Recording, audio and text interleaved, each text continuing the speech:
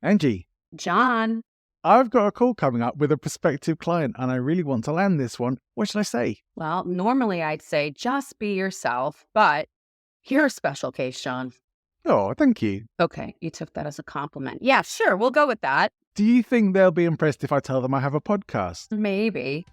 Why don't you try that and let me know how you get on with it? Okay, then, well, let's start the show. Welcome to the Coaching Clinic with John and Angie, the show for professional coaches that explores the ins and outs of coaching, from working with clients through to running and marketing your coaching business. If you're a professional coach who's committed to your own personal and professional growth, cares about making a difference, and wants to have a successful coaching business, you're in the right place. My name's John Ball. And I'm Angela Bezignano. Between us, we have over 50 years of coaching experience and best practices to share with you. From getting started to scaling up your business. We know what works and what doesn't, as well as what it really takes to have a successful and thriving coaching business. With new episodes every Wednesday. Make sure you're subscribed to get them fresh. Angie, I love this topic because I know that one of the things that people sometimes get stuck on before they've even got their clients is what do you say to them when you're on those discovery calls or the triage calls, as we sometimes refer to them. Is there a difference between discovery and triage? Because there is. And I really want to get into that. Like, what do you say? What do you not say? How do you know if you're being salesy or pushy or things like that? What are the things that could make you come off really bad? What are the things that will help you be really good? So this is a really fun and interesting topic. Tell me a bit about what you do in your prospect leads journey into becoming clients on those first calls. Yeah. So let me just pause for 1 second and take a half a step backwards, because I don't know if we talked about this, but if I'm getting in touch with people, whether they found me somehow or they were referred to me, before I even get on a call with them at all, they will fill out. It's like a 5-question questionnaire, basically. And it's baseline, folks. It's why coaching? Why now? What are you looking to get out of coaching? What are your biggest challenges at the moment? Because when I get on that call, I want to have some indication as to what's going on. And I've had people challenge me and say, really, who wants to do that? And I'm like, anybody who is seriously considering taking on a coach, they love sharing that information, actually. They love to do that. I've never, ever had anybody push back and say, oh, no, I don't want that. I'm not filling anything out. Because it's not cold. It's not like, oh, I sent an email and said, here, fill out these questions. And maybe I try to get them to talk to me then. These are people that have already contacted me. So I at least have a baseline. So that's my very first step. I don't know if you do anything different for the call. What you're saying sounds remarkably like a triage call, which is what I would do instead, which is a 10 minutes or less version of pre-discovery, where I really want to find out, though, why me, why now, exactly what you're saying, what's actually going on for you. Set that scene for this is to find out if I'm going to be a fit for you and if you're going to be a fit for me. And if I am, great, we can set up the call to talk about that and how that works. And if I'm not, I'm going to try and point you to where I think you can get some better help.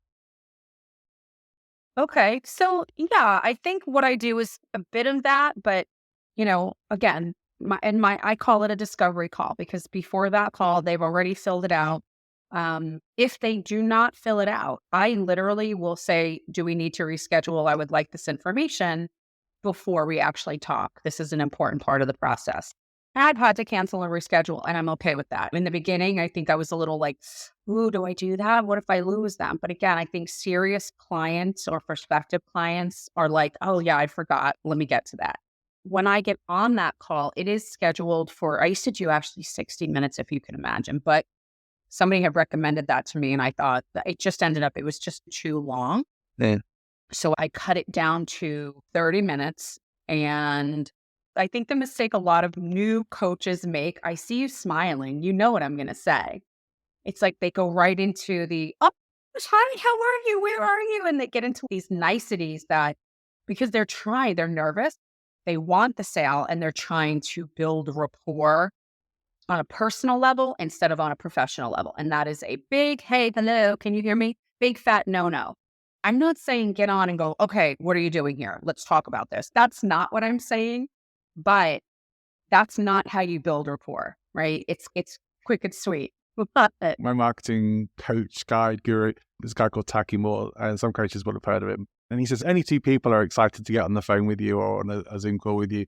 And that's like friends or family or salespeople. So you don't want to be either of those when you come in. So if you bring in, you do want to bring in some good energy, but if you bring it in too high, you're already setting up, oh, hey, we're going to be really great friends here. This is really good energy. Look how good my energy is. And they know what you're setting them up for straight away. So it's really, literally, it's a minute of, hey, John, I'm so glad that we're getting to meet today. I'm excited to talk about all the things that you mentioned. How are you? You ready? Are you excited? And then, okay. And then I'll get into what they shared with me. And I start at baseline. I do not go into this. I have personally a criteria that I want to fill. And it is based on that questionnaire. Really, first and foremost is like, why are you here? Why do you think coaching might be a good fit for you? And one of my other questions is, have you ever had coaching before? Because I want to know what that experience was like, if they had a good one or if they had a bad one. And if they had a bad experience or one where they didn't feel like they got anything from it, I need to know why. Because that is going to tell me what they're looking for. Yeah. I like that. When I was doing some sales work with a podcast training company, that was one of the things that ended up becoming very relevant in a lot of the conversations that I was having with people, because they had tried other things and often had less than good experiences. And it's really good to know that before they come in. What was the experience you had? It helps us to distinguish or differentiate ourselves from those bad experiences as well, and make sure that we can set the right tone, environment, ambience, whatever it is that our prospective clients need to have and get to say, all right, this is somewhere where they're not try-hards, they're not overdoing it, but they're providing a level of trust and service that I can feel happy with and confident in. Well, and also too, and I think, again, if somebody says that and I don't mean to beat this, but it's just coming into my head, if somebody does come in or they do share at some point that they didn't have a great experience, that is not your opportunity to A, beat down that company or person, or B, start puffing yourself up and going, well, I would never do that. Well, you'll get so much more from this experience. Cut it out. Stop. That is not the answer. What you want to do is coach around that. Essentially, when you're in a discovery call, you've actually begun coaching with them. Yeah. That's how that call should be set up. It's not just Q&A. It's not just like interview. It's let me think about whether there's rapport here. Is this person coachable? What questions run through your mind when you're trying to decide? And I don't know, maybe I don't know how you do it. Do you even look at it and say, is this person a right fit for the type of coaching that I do? Do you look at that? Are you objective? I do. Yeah, I want to know what is going on for them right now. What, not just, oh, well, now just feels like the right time or my problems have been mounting up. I actually want to know why. What's going on right now that you want to not be going on into the future or that you want to change? Mm-hmm. I want to get that. I do, because it's so important in terms of their leverage and how they're going to show up in the program as well. If the coaching, I often talk about this sort of principle of something being nice to have and something being a need to have. If it's just a sort of, I've got money to put into some coaching, we thought we'd get some coaching from you. Great. Well, how effective is it really going to be? You're not particularly leveraged at it. You don't have any outcomes in mind. Sure, we can work to turn that around and get some outcomes and get you more leveraged into it. But how much more effective is it going to be if you're launching into it with that in mind, that you have the enthusiasm ready to go and you're highly leveraged to make change? Yeah, I think that's where that coachable piece comes in. I've had a couple, I would say less than a handful, to be honest, of clients that were not coachable. And I think I have fired one or two clients. I know for a fact there's one, but I think there might be two that I'm just not recalling. Maybe it was so bad that I put it out of my head. Maybe.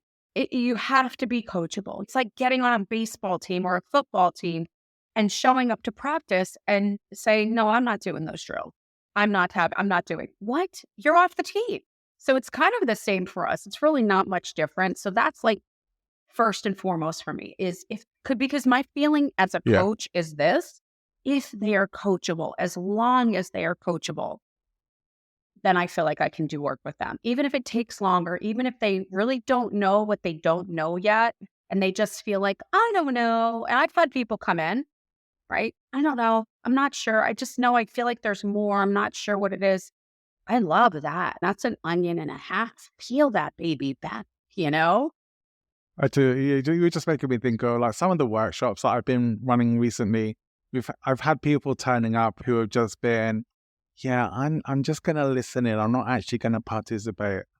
Well, thanks for coming. I would spit out my water all over the screen. Thanks, John.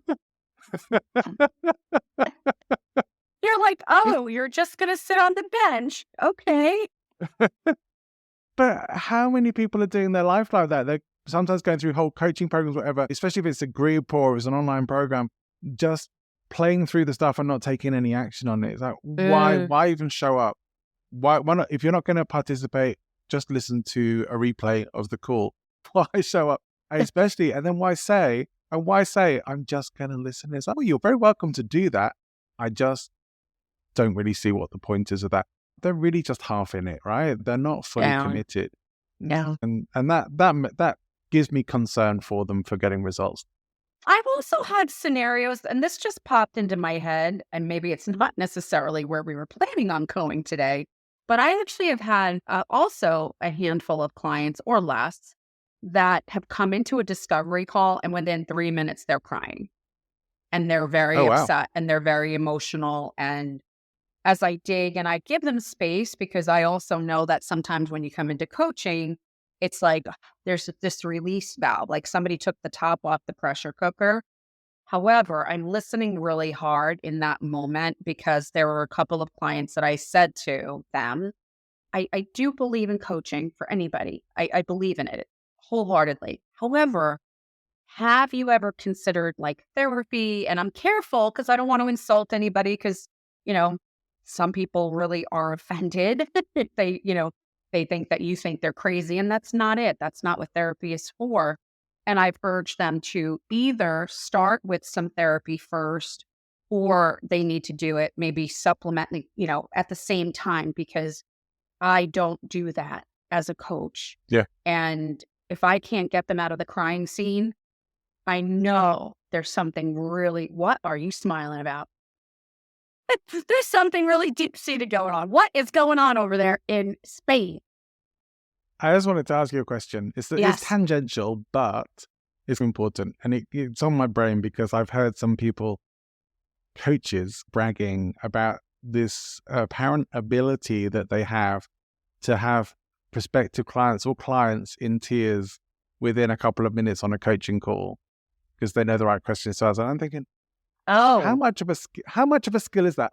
I've hardly ever had situations where my clients have been in tears, and I don't feel like I'm any less of a coach because of it.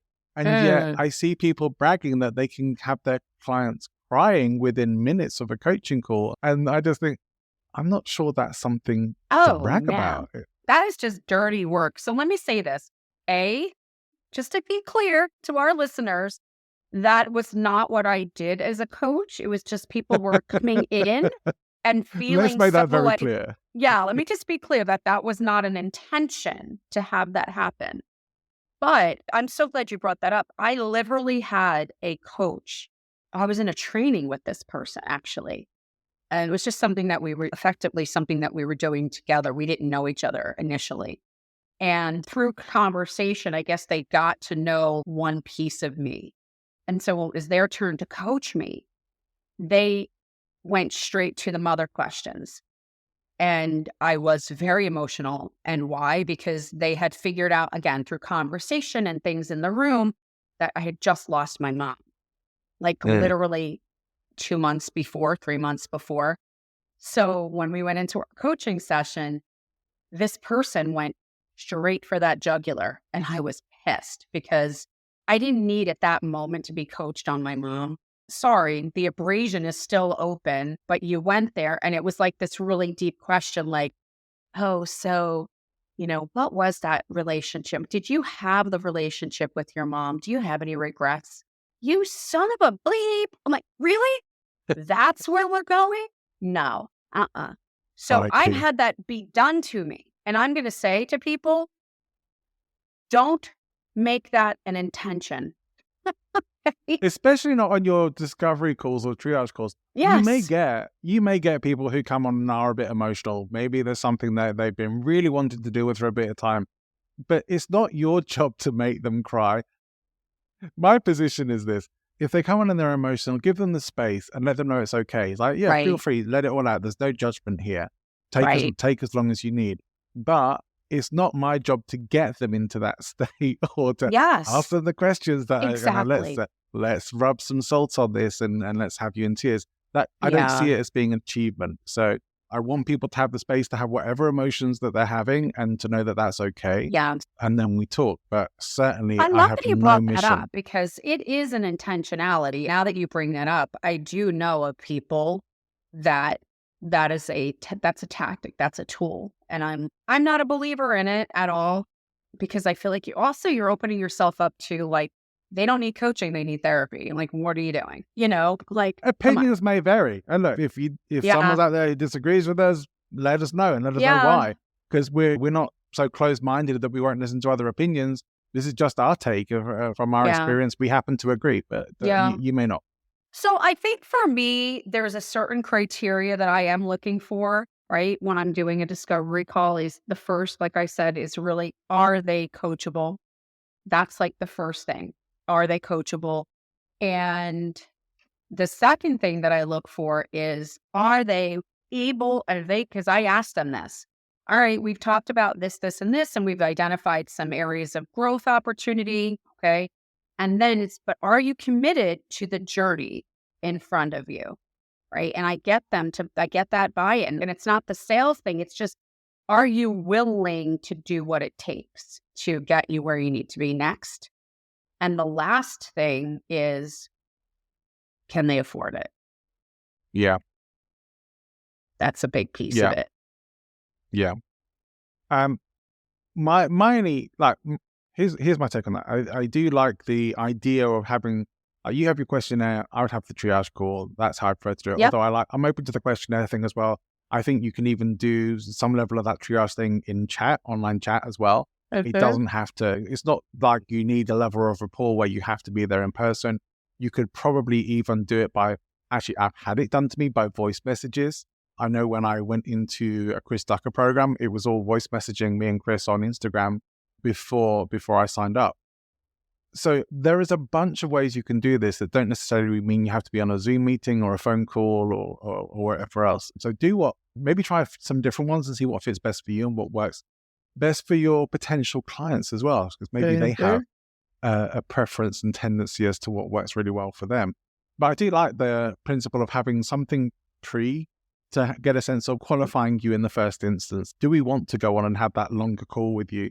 Because the longer call is, all right, well, here's the logistics, here's what it actually looks like, here's the Mhm. pricing, here's the all of it, and the different levels, if you have different levels of the program, which one's going to be right for you. But I do agree, you need to get a sense. And for me, the red flag, if you like, of do they have an issue paying for this, is if they keep asking how much it is. And so at that point, it's like my answer is going to be a very, very much from my sales background of saying, okay, if you keep asking me how much it is, I'm just going to ask you, is there an issue around paying that we should address now? Are you concerned about not being able to afford it? Right. Yeah. I this is why you and I do this. I literally ask in kind of a similar question, but are you prepared for this level of coaching? Are you prepared? Like, and if the dollar amount comes up, if it's the question keeps coming up, I will ask, are you able to pay for this level of coaching? Especially if they were referred to me, because then they pretty much know that the person that referred them knows what I charge. I don't tell people, don't tell anybody what I charge you because my fees are my fees. That's the bottom line. So I don't know, like I get into that. And if they're not, I guess this is maybe a whole separate conversation we could have around do you allow people to make payment structure, lump sums? I mean, that's a business choice, I think. It's not one that I engage in. my fees are paid upfront. It is not paid over time. And that's it. And that might mean they might take on maybe less sessions because they can afford half of it. But again, I don't like that. I just feel like it takes away from the integrity of the program that I'm offering. So if I'm Yeah. saying, hey, it's 12 sessions is the program, and they go, I can only afford 6, what happens to the other 6? Then if I allow them to do that, I'm essentially saying the other 6 really aren't that important. It is maybe, I don't know if it's a whole episode's worth, but it is something that's worth discussing. I have had enough encounters in programs where there have been people who've been able to pay in full, and then there have been people who are on payment plans. They have to pay up front, but then some issue comes up with their payment. Maybe they're on 2-pay, 3-pay, 4-pay, depending on what kind of program they're in. And at some point, an issue comes up with their payment, and they generally end up not following through, not getting the rest of the program. It happens. It probably happens more than any of us would like. And it's my take on it is this. It feels unfair to the people who've been able to pay in full, that they get the whole thing, and that some people have been able to get half of that for half the price when you don't offer half a program. And it's a risk that you run. So if you do that, you're always going to have that risk of people may not finish your program. They may not make the payments, and it generally, not always, but generally isn't worth going after those payments. And it gets a bit ugly. It does. I just don't love it. Honestly, it's just, you know what? I might even say something to them like, well, listen, maybe this just isn't the right time because it's all a part of it. I still own a business. If I go into a restaurant and I want to go to a 5-star restaurant instead of Denny's, I don't know if you have that in Spain or in the UK, but I know what it is, but okay. no, so we you don't. know the difference, right? If I can only afford It'd be Denny's, like Little Chef in the UK, yeah. yeah, okay. So if you want to go to a 5-star restaurant and eat the best of the best, you need to be really prepared. And I do put myself, yes, I am saying it. I am the 5-star coach. But truthfully, it just may not be the time. And maybe you save this and you put this on the side burner and you actually work toward it or save for it, something like that. I tell people I'm not going anywhere. That's fine. I'm not going anywhere. You'll know where to find me when the time is right for you. Yeah. It's okay. Yeah. It's all good if you have different offerings of program as well. That's one of the things that I would rather consider, having something that was more available. If I had lots of instances where people weren't able to afford the full program, I think maybe I should have something that's a lower entry point for people that they can afford, that isn't the bells and whistles of the full program, but still gives them something, some value that they can manage for now. Mm-hmm. And they're in your world more, they're still learning from you and getting value from you. There's more encouragement, and you can then encourage them to upgrade. Towards the end, I think that can be a good way to go, but it's not always essential. Sometimes you just want to have one product and have your clients and deal with it that way and get the clients you want. If you want to offer payment plans, try it out for yourself, but you've been warned. They're not always fun and easy to do, and trying to catch up with recalcitrant clients is not always easy. Going after the money that they do owe because they have bought a whole program, but that's not always fun. Oh, and also I actually have had people say, well, can I pay as I go? Things like I just don't love any of that, because you as the person end up chasing, and I'm not interested in that chase. And it has to be in advance of the sessions. I know people who've done pay what you think it's worth. What the hell is that? How do you know what it's worth until you've done it? And that's the thing, right? Because let's be fair to somebody who doesn't know any better. I recently engaged with a company in the last couple of years that was a lead generating company. If I told you the amount, you would fall over and the show would be over. Promises. And I had vetted them. I had done all the work. I had compared. I had been looking for something like 6 months I spent. And I have to tell you, I bought into the value that was promised. There was, of course, the guarantee space. And I did not end up finishing it. It would have cost me $25,000 if I had finished out the year, and I did Okay. not. And I have to be honest with you, it really reminded me that I know the value of what I offer. I know the value of what those sessions look like and what the smaller bits turn into, like how they turn into the bigger nuggets and really transform lives, literally transform lives. It's not woo woo. If you guys have been listening for a minute, I'm not that coach that's like, oh, everybody just needs to feel good. No, you need to do the work. You need to. You want to change? Well, guess what? You want to grow, you need to change. And I'm that person. But I know that I can offer that. And it's very hard for the person on the other side to see that because they've probably not experienced that kind of transformation. To them, it is still not even possible. So I get it, but I have a thing on this as well. I've maybe mentioned before, when I first sort of trained in NLP and stuff, I started off trying my hand at smoking cessations because I thought that could be a good niche to get into. ew, Even though I think I was still smoking at the time. get the, you smoke? Yeah, I used to smoke. Yeah, I used to smoke. Can you believe it? No, I I don't. only after sex, but So what? How so often was just that? just 20 a day. I'm full of crap. Okay. Oh my God, my face is red. If you could all see me. But I thought it could be a really fun niche, and I think I was trying to quit myself at the time. And one of the things I realized very early on, people need to be leveraged with it as well. They do the hypnosis. Jury's out for me on the effectiveness of hypnosis, but I feel that it's one of those things that if you've spent $1,000, pounds, euros, whatever, or more Yeah. on a smoking cessation, you really want it to work. Right. Yeah. You're invested in it working, and some part of your brain's going, I just spent $1,000 on this. It needs to work. Then Similarly with coaching as well. You invest in a $10,000 coaching program or more, or less, well, however more, but hopefully high value coaching program. yeah. You invested in that. You should be leveraged to make it work.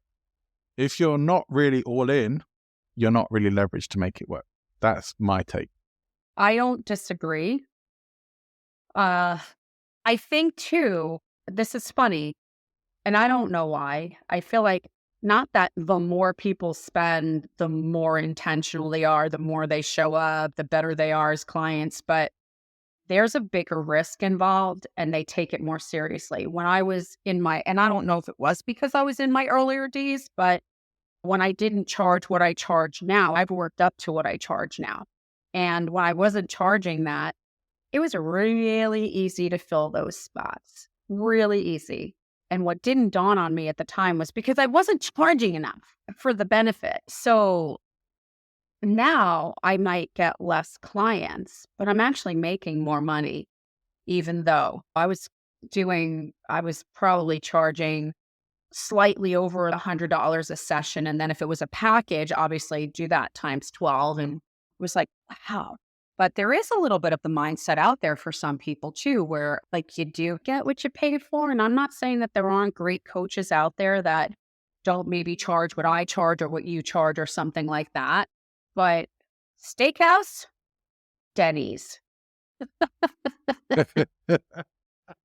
There's a big difference. I think it's not just about us knowing that we have the right clients and that they can afford it. We really want them to know they have the right coach as well. Correct. And so we want to be able to help them get clear on not only they talk in our language and that the exact things that we can help them with, which is why this whole niching thing is so important. They've already come to us as someone who can help them, whether that's through referral or through our marketing materials or podcast episodes or whatever it is that we're putting out.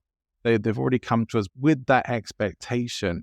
We want to help them really know that they're in the right place. If we feel that they are, it's like, yeah, you're okay. Everything you're saying to me rings true.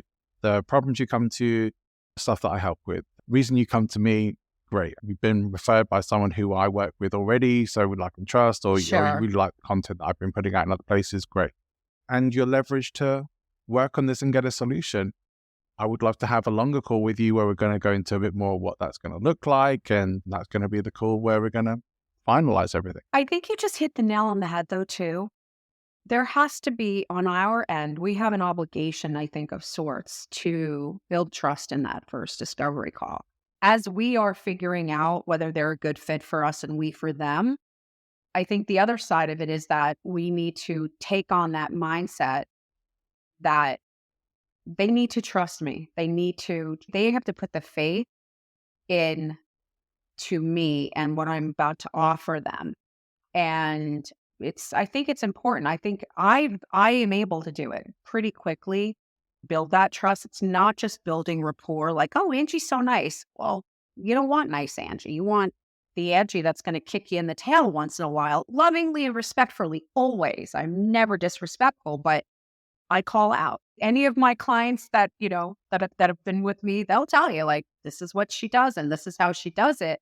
And they have to trust in that process. They have to have trust in me. And I think that's more of what they're initially signing on for is like, do I feel like this is true? Do I feel like there is trust?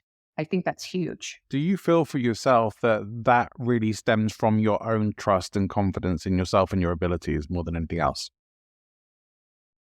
I'm thinking, no, I don't know. Ask that question a different way. Do you feel like your potential clients or customers being able to have trust and confidence in you is an effect of your own level of trust and confidence? I'm not connecting that dot. Honestly, Where do you think that comes from then? I feel for me, it's at least to some degree, I feel like it is. Yeah. If I don't have that belief in myself, in my product, in my outcome for them, that I can help them achieve the outcome, then it's a no. Then no. Okay. So yes. Okay. Yes. A mixture of it comes from validation of experience as well, but that all is stuff that has built up my confidence and my trust in my capability as a coach. Yes. Let me backtrack. Yes. I think it's mostly from that. I don't know what the hell the disconnect was there for me, but it is still early in the morning for me. So we've had a bit of a turnaround there. Let's see if we can also come up with a question to make you cry, Angie, and then we'll be 2 for 2. Yeah, no, I think that my confidence level is, it's very high because I've had such a high. My experience has been that I've had a high success rate with helping people move the needle forward and whatever it is that they're looking, even the things that they weren't looking for. That to me is the beauty. But so yes, I definitely think that trust is connected 1000% for sure. Yeah. It's a surgery scenario. If I get a second opinion, I need to have surgery. I need to trust that the person that's cutting me open is confident that they can fix or the bleed or the problem or like whatever it is for. I have to trust them because it is almost out of my control. So coaching is obviously a little bit different because so much of it does rely on the participation of the client, but it's still this feeling of I'm putting faith in this. I'm trusting this process that something is going to come out. And I do check-ins, by the way, with my clients. Because I don't want to assume that they're loving it just because they show up. I generally do that. Yeah, I have check-in points with them, usually around the time that renewal comes up. Oh my goodness. I should probably do it a bit more often than that, right? Okay, we're not with John.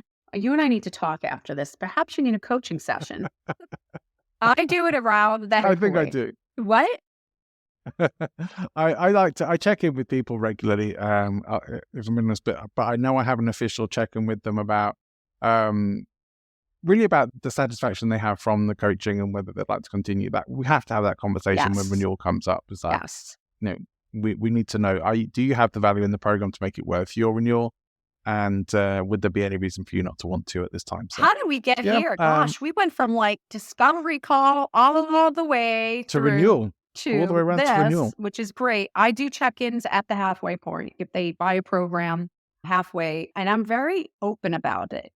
I asked them, like, what are you getting the most out of? And it's more because I want to really turn up the heat in the latter part. I want to make sure that they're just not excited because it's a great conversation with Angie. That's not what I'm looking for. And I will ask them, do you feel like you need to be challenged more? You know what I mean? Like I actually bring the question to them so they can think about it, because they may not be thinking about being challenged more. And I say, and if I did challenge you more, what would that look like for you? Because I'm always thinking, like, how do I get them to a higher space? Yeah, I don't know how we got here, but it's interesting, right? No, but let's talk about that more on our next episode. Yes. How do we challenge people? How do we poke the bear in the right way that's respectful and gets people moving and taking action? What do we actually say in these coaching sessions? What's the right way to be with your clients if you really want to help them get to results? That would be some really fun stuff to talk about. Absolutely. I know that we'll have some fun talking about it. And I hope you'll come and join us and listen into that as well.